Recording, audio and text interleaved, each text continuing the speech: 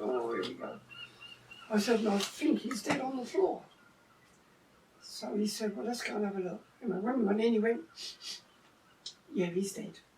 I said, it always smells like that in here, mate. I said, he's not the cleanest person in the world.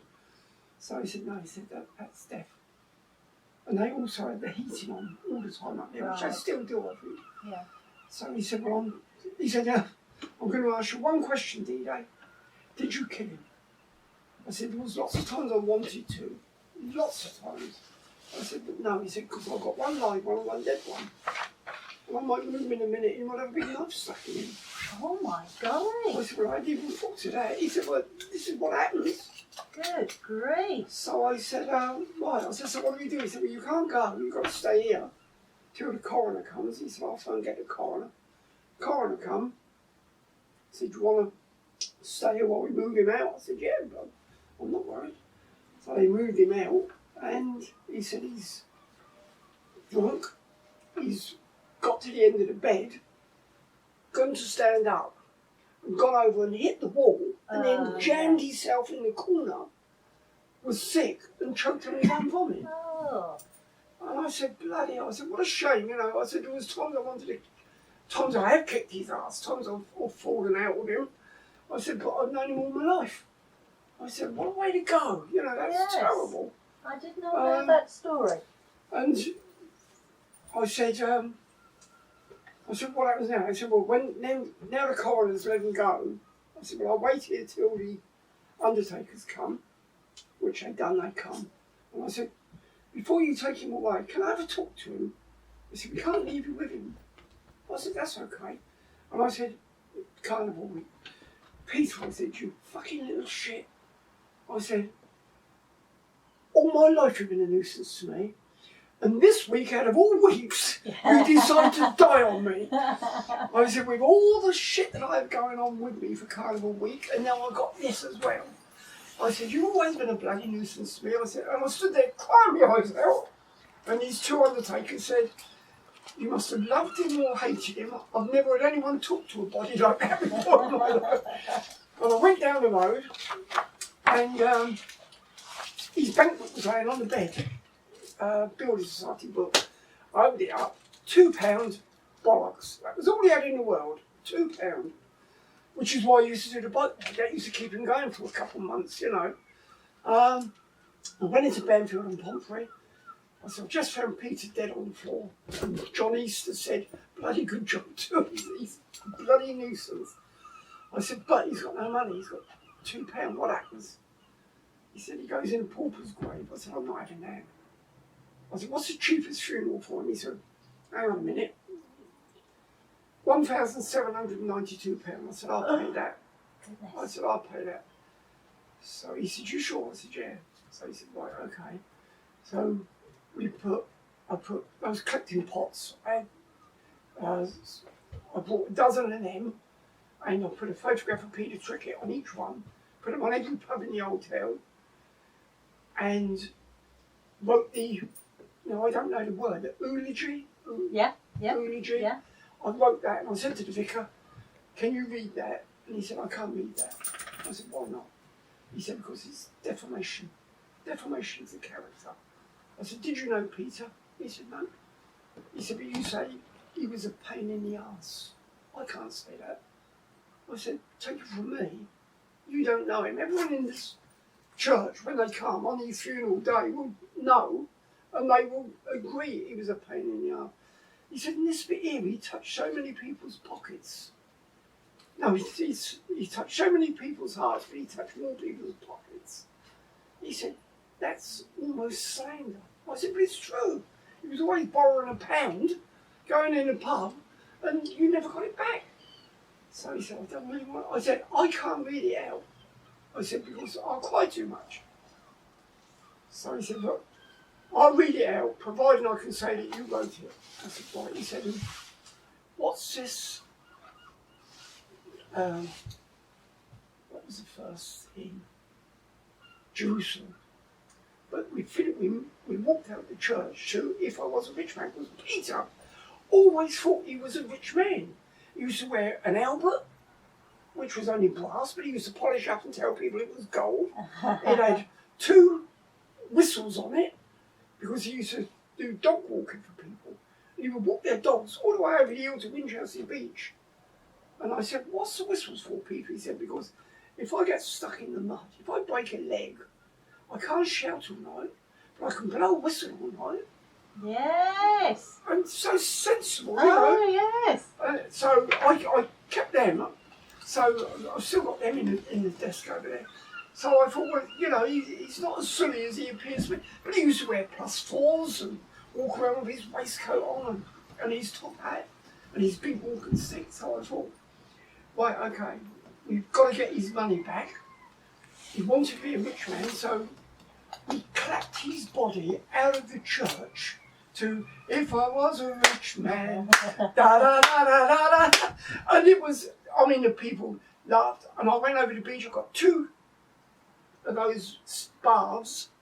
I put one either side of the doorway, and I said to the vicar, "Can you please explain that I paid for the funeral, and he owes me enough money already, but if I can get my money back, I will be really grateful. If anyone can chuck some money in those 2 barbs either side of the door, I counted up, and whatever's left, we're going to charity or something." And when we counted it up, I got all my money back, plus £250 profit. Good grief. First profit I ever had out of people in my life. And that was what paid for the bench at the end of Courthouse Street. You know, we put that there for him.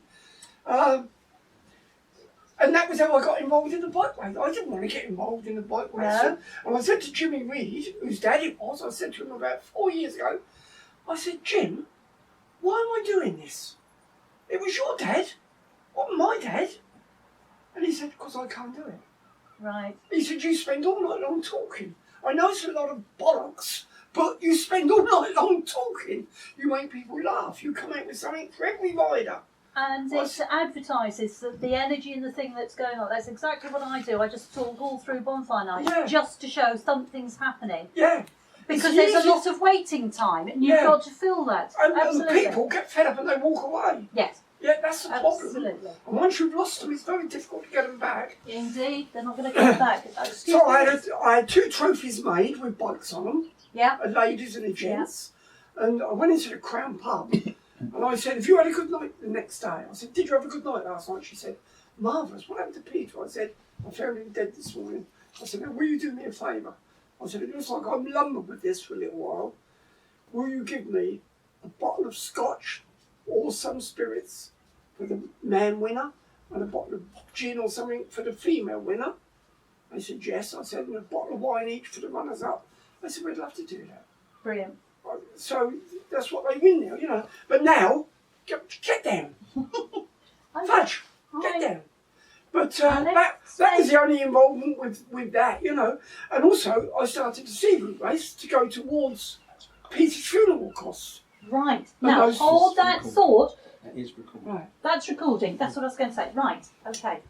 So, Everything's recording. everything's recording. Oh, well, sorry. Don't hold that for thought. Keep going then. Tell us about the start of the sea boot race. In the sea boot race, I went over the beach, and in the olden days, the fishermen used to have a sea boot race. So I went over to the beach, and Peter lived for about 2 years in a box over there. They delivered a great big engine in this great big solid box, and Peter done no more and covered it all in tarpaulins, put a bed in there, and him and his dog lived in it for 2 years. And I went over and got his boots and said, "Right, this year we're going to do a sea boot race." They said, "What's that?" I said, "Well, you put on a pair of sea boots and you run down the street." Now, Peter's boots haven't been worn for 2 years, and his stepdaughter, Ruby, she said, "I'll go first. I want to run in Peter's boots." I said, "Right, okay." And she put her foot down and she went, "Ugh, it's all slimy in there." Oh, no. Because I was hanging in a shade over the beach. She said, "I can't run in them." She said, "They're slipping all over the place." I said, "But they're size 10. So if they fall over the boat, they can kick them off quick." Yeah. To get rid of them. She's a size 10, she only took a size 4. Anyway, that was the start of the sea boot race. But it earns enough money to go towards his funeral and to help. But I thought, right, what do we give for a prize? They want to win something. I thought, well, I've got Peter's 2 walking sticks up there. So I went down to Julian, the jeweller down George Street, and I said, can you make me, if I bring you down a shilling, an old shilling, pre-1920, which is silver, no! Can you polish it up and write the name of the winner on it? He said, of course I can. And that's what the plaques are now. And everyone who wins a walking stick at the walking stick race gets their name engraved on it. For a year they hold it and then they bring it back. Right. I've never looked that closely. No, How? One guy won it 1 year, fastest up and down the street, and he said, I can't take the stick. He said, because I live in Australia. Yeah. I would love to take it to Australia. I said, can you guarantee me that I'll have it back next year? He said, by all means. If you trust me to take it, I'll make a point of getting that stick back to you. And he did. He took it all the way to Australia. Great big headlines in the Australian paper. This sea boot race for this dead fisherman, you know. I mean, crazy really. And they said, well, should we do it again next year? I said, well, yeah. I said, so then I had to go and find another half a dozen pairs of boots and some smaller ones for the kids, you know. But how does it start? How do all these things start? The onion eating competition, how did that start? I don't know. How did the onion eating competition start? Because I'm going to ask you about the Last Supper next and the auction. So let's just go through them each in turn. Onion eating. The onion eating. I can remember my father when he was a rough, tough drinking fisherman, I suppose. Then he bought the Dolphin Pub. Is that really recording? So yeah. Then I won't swear. my dad used to have 2 fishing boats. He used to take the big one and my brother took the smaller one. And all the fishermen used the Dolphin Pub. But my dad went home one day and he said to my mum, I'm going to sail the big boat and I'm going to buy the Dolphin Pub. And my mum said, oh, Bert, you've already bought that place about 4 times. But it was a little bit more flowery than that. But that's exactly what he done. He sold the big boat and bought the Dolphin Pub. But then he didn't want to be behind the counter. He wanted to still be that side of the bar with all the fishermen doing his bit. Uncle Jackson, when I got to be about 14, I used to love going down and pulling a pint. My dad used to say, Dino, pour that for you. Uncle Jack Simmons come in, it was 6 o'clock, pubs open in those days, very punctual times. Uncle Jack Simmons come in, pint please, Bert, no, he said, Dino, pour that for you. He said, look, Bert, Jack, before you have that, it's gone up. He said, gone up? How much is it now? He said, it's 1 and 2pence a pint. He said, how much? 1 and 2pence a pint, that's 6 pence nowadays. 1 and 2pence a pint. He said, but that piss that you sell, I thought, well, it can't be that bad. You have about 10 pints every night. Anyway, I started pulling it. He said, tilt that glass, young one. I don't want to buy bubbles. I want beer. And things like that, you know. And the carnival. Dad was high up on the carnival committee. Winkle Club. He said, when I was 17, right, he said, there's your Winkle, just enrolled you. You're now in the Winkle Club. Now get over the beach, he said, because we're building the float over there. So you've got to get over there now. There's hammer, there's wood, there's nails, and there's paint. So get over there and start earning your position on the Winkle Club. And you had no choice, you just went and done it. Now, there's not hardly any fishermen on the Winkle Club. No. You know, it's a terrible shame the way it's gone. I mean, people would have rolled over. But my dad, he used to eat raw onions, big, just like an apple. And I said, don't it make your eyes like that? He said, no, not at all. And I was sitting, talking to Ian Porter one day, and I said, why don't we do that? He said, will it work? I said, I don't know. I said, but as long as we can keep a crowd there, that's all I'm worried about. No matter what happens on the stage, if you can keep a crowd of people there, putting money in the buckets, that's what you're there for, isn't it? You're there to raise money for charity. If you're not We just said, if you're not occupying them, they're going to walk away. We're going to go, let's go and have a cup of tea, let's go and have another beer. And then you've lost them. They're not going to come back. So that's how the onion eating started. I don't know what else it was. The auction. How did the Auction How did you get started. involved with that? Ian Porter, many years ago when I had my first shop up 37 High Street, I bought 37 and 38 High Street, which was 3 flats in each one, and a shop. I cleared out all the flats, put it in the shop and sold it all off. Been at a shop ever since. Ian Porter bought 39 and 40 High Street next door to me, again flats. I said, what are you going to do in there, Mr. Porter? He said, I'm going to open an auction house. He said, I'm an auctioneer. I've come down from Tunbridge Wells. I said, all right. So he said, yes. Anyway, he joined High Street Traders. High Street Traders then started to form and get a name for itself. And I said, why don't we do this auction? He said, well, let's do one. Let's do one. I said, where are we going to do it from? He said, anywhere we can. So we started off, I think the first one was down in Swan Gardens, which wasn't the perfect place for it. So I said, look, we've got that garden outside the Jenny Lind. We've got Courthouse Street we can close because it's 120 yards long, and people can go up High Street and down the other one, so we can close that street. So I then went to a cousin of mine who worked on a scaffolding firm and said, can you put us a scaffold stage up? He said, when? I said, the week before Carnival week, so we can get it decorated and lit up and electrics put on there. So that's what we started to do. But it meant that, from my point of view, Carnival week, you like you with your bonfire, you have a week's work before Absolutely. that week. Yeah. And I used to come and put the scaffold up every Wednesday or Tuesday, ready for the town choir's competition on the Friday night. So then it was a case of decorating the stage and making sure that the roof didn't leak in case we had a band up there, which we used to in the first place. Yeah. And then I said, that stage is standing empty all the week. You've got to find things to do on it. So the more things you could put on there, the wilk eating competition. I mean, don't matter when you go down the Wilks and Cockles stall, someone's going, oh, how can you eat those? Oh, look at that. Don't worry about it, they're only snails, they're only sea snails. Oh, that's even worse, you know.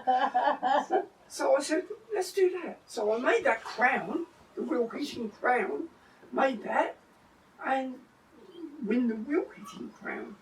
You know, a pint of wilks. It doesn't earn any money. The wilks are expensive. But it's £5 to go up on the stage and try. But you collect £50 or £60 in the bucket from people down there, which is what it's all for. Because they've got something different and interesting to look at. And they're all saying, go on, get up there, go on, you have a go on. You know, I didn't realise I still had that on. I didn't, you know, and they're saying, you know, get up there. And it's a conversation piece as well. And then to present them with the wilk eating crown, I used to say, right, bottle of champagne from France, spray them up and down, you know, which is all part of it. And yes. It worked. Wilk eating competition, so there was lots of things like. And then Friday night there was never anything on. And we used to sit there as a committee and say, what can we do Friday night? It's the last night of the carnival before the carnival procession the next day. Yeah. And I said, why don't we do bangers and mash in Courthouse Street? Ian Porter, chairman of the committee, said, I don't like sausages. I said, then don't come here. But we love the Last Supper. I said, I think it could be a wonderful thing. I said, it's on the last day. Yes. I said, the Last Supper. Yes. And he said, you can't call it that. He said, nobody on the church, well, they'll all be upset over that. I said, Ian, put it in the programme, the Last Supper. I said, because at the end of the day, that's what it is. We started off, we had 50 people. No. Oh, it wasn't exciting. And last year, last year we had 150 people. No. 150 people. Yeah. No. And we still, if we could have had more people to wait on the tables, I'm sure we could have done it for 200 people. Yeah. That's all it is actually up and down. And we sat there, I think we started about 3 o'clock in the afternoon. One particular year I can remember sitting there, about 10 of us, on the last tables that was still up till midnight. And then the Jenny Lynn closed and the staff from the Jenny Lynn come down. I said, is there any bangers and mushrooms? Said, no, not at all. I said, but there's plenty of cheese left over from the wine and cheese afternoon. So, Jo, who's got the little greengrocer's shop over on the corner, she went over there and she came back with 4 bottles of red wine, 4 bottles of white wine, put it. She said, you get the cheese. And we sat there and we was there till 2 o'clock in the morning. And the police car come down Courthouse Street, stopped, flashed his lights, we're all sitting there like that, flashed his lights, put it in reverse and drove away. And I thought, what a lovely thing for the police to do, you know. So, yeah, it's what a typical D-Day story. You can start any road. No, what a typical Old Town story, because anywhere else they would have gone crazy about it. But yes. The Old Town, and I always say, I don't know whether it's us that makes the events or the events that make us. Because without us doing it, it wouldn't get done. But then without them doing it, you know, it's something that is very important at the time, but then a week later or a week beforehand you think, that'll never work, or bloody hell, that worked really well. Like when I said, that lifeboat there, when I said, no, when I said we're going to pull it up on St Street, the police said, you can't do that. I said, why not? I said, it's too big. I said, that lifeboat is 8'3" wide. I've walked up there with an 8'3" bit of tuba one, and at the bottom, the pinch point, I've got 3 inches play. He said, 3 inches? I said, yeah. I said, it'll stay on its even keel, because it's got bilges. I said, and it'll go up there. He said, I had the police, highways, health and safety, insurance. There was 9 of us walked the route. Health and safety said, how many people are you having pull this boat? I said, 2 boats, 150 people on each one, 300 people.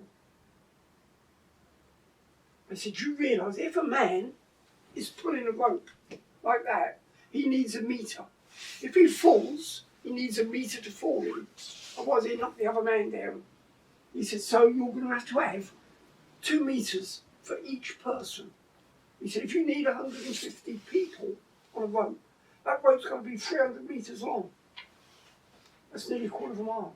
I said, but the rope would be at the top and the boat would be at the bottom. Yeah. And then the insurance company said, have you taken into account the gradient on the bottom? I said, yes. I said, and I thought this was ever so clever what I come out with. I said, do you realise, he said, how much that boat weigh? I said, 3 tonne. I said, but do you realise that a pulled weight, a towed weight, is 2/3 the original weight? Oh, is it? He said. I said, yeah. I don't know. He said, what's the gradient there? I said, 40 in 1. I don't know. He said, oh, right, okay.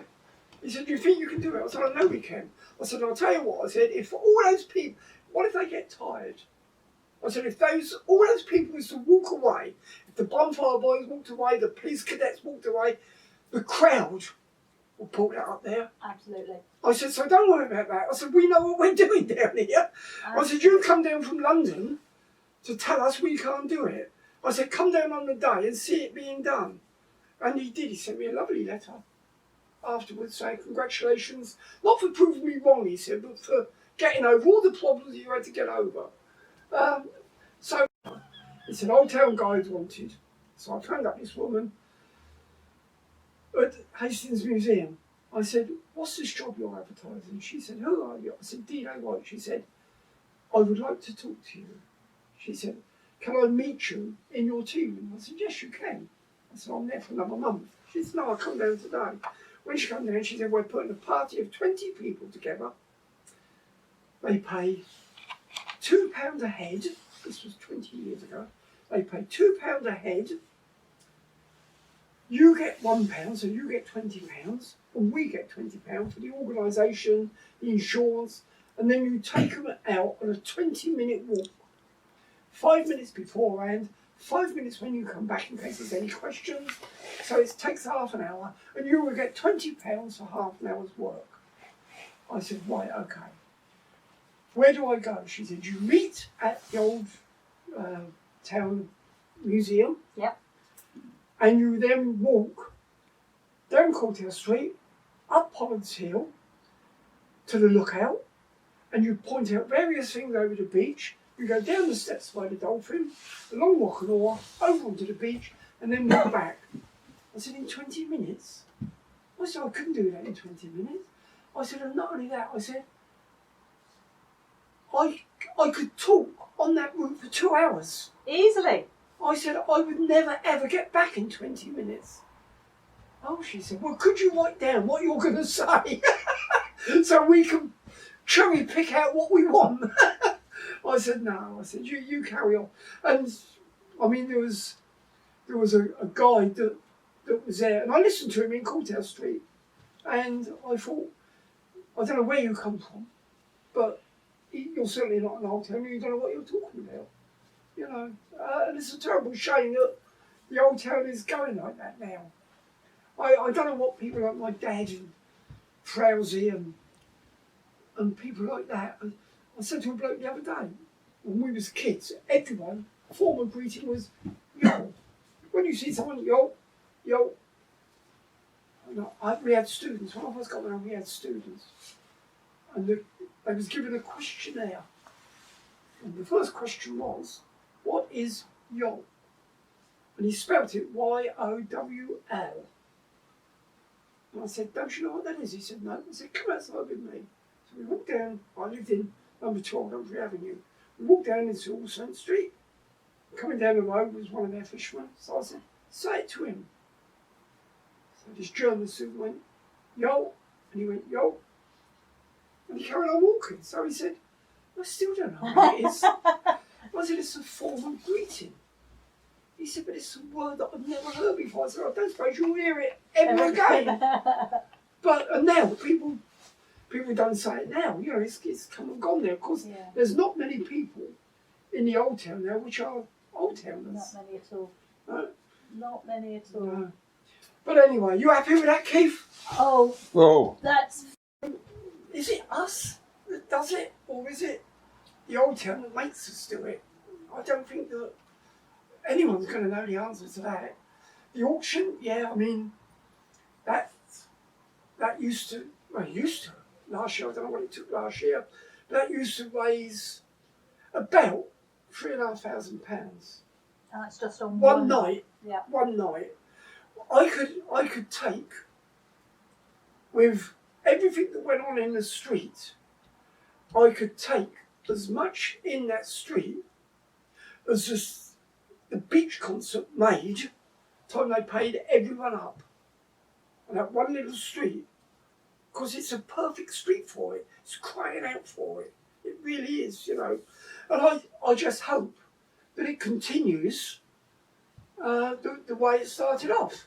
Now, that's exactly something I want to ask you, because, I mean, we're sitting here, obviously, we're shielding because of what's happening in 2020. So, yes, we understand this year is particularly different, but where do you see 2021 and beyond? What do you see as the difficulties, and what do you see as the possibilities? Well, I think that next year, I don't know who's going to do what I used to do. I said when I knew I was going into hospital, we called a meeting of high street traders and everyone that was involved. And I wrote out a complete list starting on Monday. Contact the scaffolders, get the scaffolders down. Tuesday, put the stage up, pay the scaffolders. Wednesday, start decorating the stage, filling it in. Phone the electrician, get the lights put up. Ready for the seaboot, ready for the Old Town Choirs competition. Old Town Choirs competition, get the wine there for it. And I wrote all this lot out, and I said, that is first time ever I've seen over 20 people sitting in this room to talk about what happens Carnival Week. Usually there's 5 of us. I said, so if you 20 people sitting here can't do what me and Bev do in that street, then that's a bad job. And I think that you've been watching it, so you can see what it is. I said, because I'm not going to be here. I don't know how they got on. I don't really want to know. I hope that they made all my work look ridiculous. I hope that they took a lot more money than I ever did. I know they didn't. I know that there was one man said, what do you do about all the prizes for the auction? I said, you go out with a clipboard and you knock on every single shop and you say, can you donate something? And they say, can you come back next week? Go to every fish and chip shop, can you donate a meal?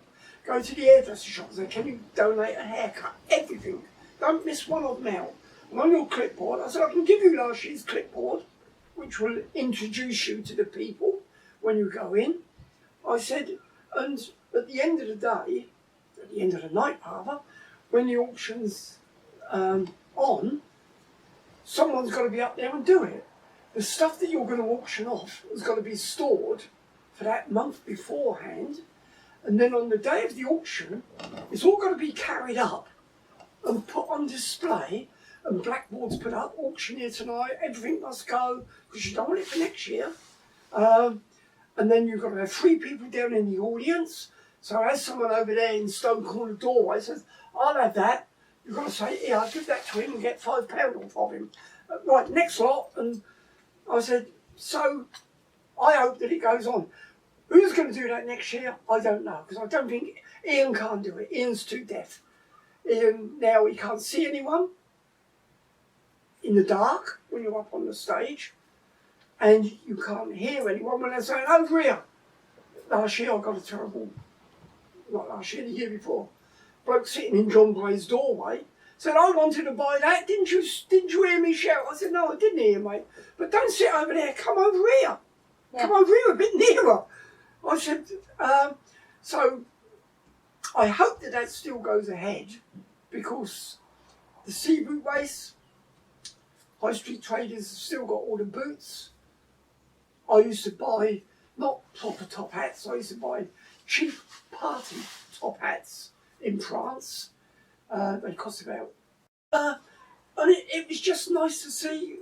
I used to go to Peaks. I used to buy about 20 small teddy bears, things like that. And they, very good understanding with Peaks, they used to help us out a lot. And if you can keep the kids at the auction, you can keep the parents there. Yes, yes. And I used to say, and if I could see one of the kids, mum, I used to say, what's your name? Bill. I said, Bill, have that. Thank you very much. The toys cost you nothing, you know. Yeah. And they'd be made up with it, you know. And that's what I used to, the buzz I used to get out of it like that used to be unbelievable. It really was. I went out the tip the other day. The tip, oh, well done. We haven't even dared do that yet. Right, with the tip out there, out backer, has now got 3 security men and 3 RTMs. And I said to this bloke with RTM on his back, I said, what's RTM? His high-vis jacket and trousers. Road traffic management. He said, we're in charge of the road traffic coming down through this road on the entrance to the tip. I said, right, okay. I went in, security man come up, he said, how was your vehicle? I said, it goes under the barrier, mate, I've been under there before. I didn't ask that. He said, I asked how your vehicle was. So I've got to be fair and say, I don't know. But I do know that that's 2.2, and I know that my vehicle goes under it, so 2 metres. He said, that's all I wanted, a figure. And he wrote it down. He said, will you do something for me? I said, yes. What? He said, say 1, 2, 3. I said, 1, 2, 3. He said, no, say 1, 2, 3. I said, 1, 2, 3. He said, you do the boat ride. And he's a Scotchman. He's a Scot. I said, I don't believe that. I said, I can't understand the word you're saying. He said, and that's what you said at the boat ride. He said, I come up and I said, what do I do? And I said, pardon? He said, what do I do? I said, what, to have a go on the boat? He said, yeah. I said, you put £1 in the bucket. You see my wife over there, she's the ugly one. I said, and she'll give you a 10-bob note with a number on the back. When I call your number, you come out and get on the boat. I said, where are you from? He said, Scotland. His name's Eddie, as I know now. He said, I'm down here. He said, I'm looking for a flat. I said, right, okay. Anyway, when I called him out, I said, and he said, I remembered it all. He said, you made me feel that big. He said, because you said, right, this man here is down here on holiday from Scotland. He's a semi-professional bike rider. And he's come down here to show us Sussex people how he can ride his bike up this hill. Let's see how good he is. He said, and I felt that big. He said, because that bike, he says, is a terrible bike. But fancy him remembering that. You know, just because of my, I'm not a very good talker. One of my ex-girlfriends said, don't ever say 3, D-Day. Say 2 + 1. Because you can't pronounce 3 properly, can you? And so I'm always cautious about, but we done the auction one night and Ian said, are we going to do it tonight? It was like today. Yeah. Are we going to do it tonight? I said, It's Ian, today. and the King's Head pub was empty. I'd stored everything in the King's Head pub. I said, I've been all day Ian carrying the stuff up here, putting it on display, looking it up on the stage. Yes, we're going to do it tonight. We just have to make sure we keep the people there. Anyway, sure enough, 6 o'clock, I think we started it a bit earlier. And when I got up on the stage, I said, right, and they was all in the Jenny Lynn. So they all come out. I said, right, ladies and gentlemen, we're going to start the auction. It's a bit earlier. I said, but it's been a bad night, so let's start it. I said, but before we start, Ian, I said, suffers with a little bit of bad ear problem. So please shout out. I said, but so I know that I can hear you. Would you do me a favour? Would you please just join in with this? We all live in a yellow submarine. And we sung that, and Ian said, the next day, he said, I've never seen 200 people standing in the rain, singing, and then spending £2,000 for it. So it works, you know. But who's got that much enthusiasm now? There's not many of us left now. I think we're a dying breed. Oh dear. Well, there's a. No, I do. I think we are. I really do. It's and it would be a terrible shame. It would. It really would. I mean, when I think about when I was a kid, I've got a photograph. Keith, right at the back there, behind that white-hand candlestick, get that picture down. That one? Yep. I don't know how old my dad was, but my dad, like I say, he was chairman of the Winkle Club and various other things. That's my dad. Oh yeah. That's my dad. Now, we built that float, and they done the good, the bad and the ugly. And no one would face up to being the ugly one. But, I mean, he's one of my guns. Had the police known, they would have gone mad, because that was a live Colt 45, that was. He said, I've been upstairs and got one of your guns out of the gun cupboard, because I was at work. When I come back, I said, Dad, I said, you can't take that out. I said, you can only take that on the range. He said, no, it'll be okay, so I'm not going to fire it. I thought, you know, but, you know, they was, everyone in the old town joined in those days. And when was that? When was Oh, I've that? got no date on the back, is Would it? that be so? No. That would have been Old Town, or would it have been the New Old Town Town. Carnival? Yeah, no, Old Town. Old Town Yeah. Carnival. I don't know whether Keith's got that. Yeah. I hope my fingers aren't over there. Yeah. And I do. I think that I wish my kids, you know, my three kids have got no interest in the Winkle Club. And my two boys should have joined the Winkle Club. I was asked to join it. I asked to join them. I had someone to second them. I said, no, I'm not interested in it. And I think it's a terrible shame because you can see the edges being cut away, dwindled away, you know. And if it's not for people like you two now, and Nick, what's happened to Nick? Again, you know, there comes a time when you know, another character. Yeah. You know, and all the things, you know, old Town Crier. Yeah. You know. And was always there Yeah.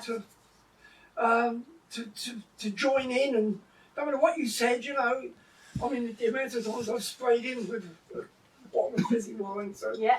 and it's a terrible shame. And a big presence that's missed. Absolutely. Yeah. And you see, look at the loss of the street party on a Thursday night. Yeah. I don't yeah, know how. see, You know, we had I bad weather for a few years in a I can row. understand that because that took so much organising. Yeah. And when I used to pull my cart round with the sangria barrel on it, Yes. you know, I mean, I had my megaphone. I lost my megaphone. I don't know where that went. It's around somewhere in the Old Town, I would imagine, with my name on it somewhere. But I used to shout out, you know, we can't sell it to you. We can only give it away. Yes. So put some money in my bucket and my wife will give you one. And everyone just cracked up at that, you know. But that's sangria. Yeah. I used to buy that in France.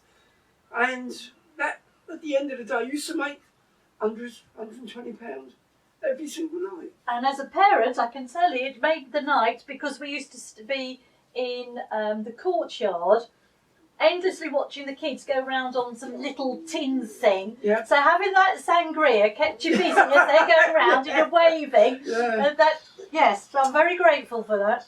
Yeah, no, it was silly thing. They went in again in there. I mean, I said, why don't we have a China breaking store? Yes. Everyone likes breaking things. Well, how are we going to do it?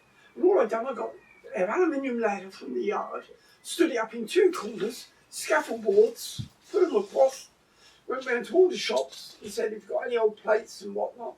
But bloke gave me a big statue, like that one year, China statue. All the back was broken of it. And I put it up there. And I said to a bloke, he said, I'll have £1 worth of balls. I said, are you going to break that statue? He said, yes. He missed it with every ball. I said, do you want another £1 worth? He said, I'll have another £1 worth. Yeah, £5 worth of balls.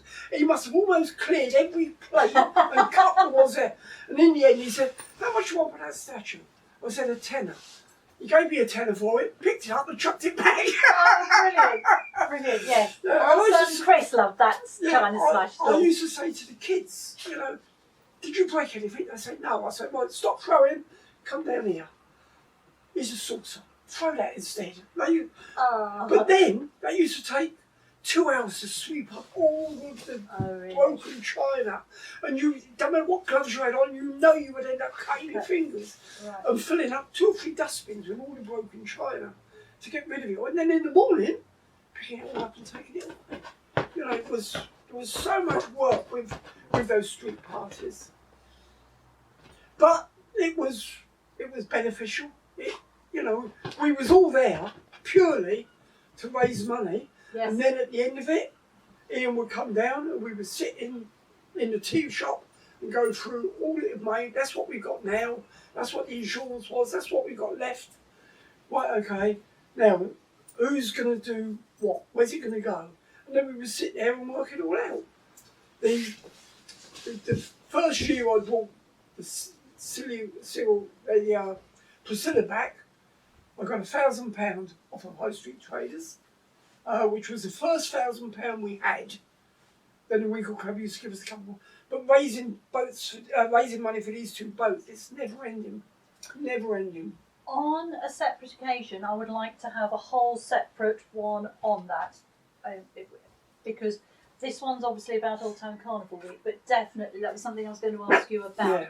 Can we do because they're a whole wonderful thing, as is your name. That I think, I mean, they're worth their own separate. And again, much loved in the Old Town. Yeah,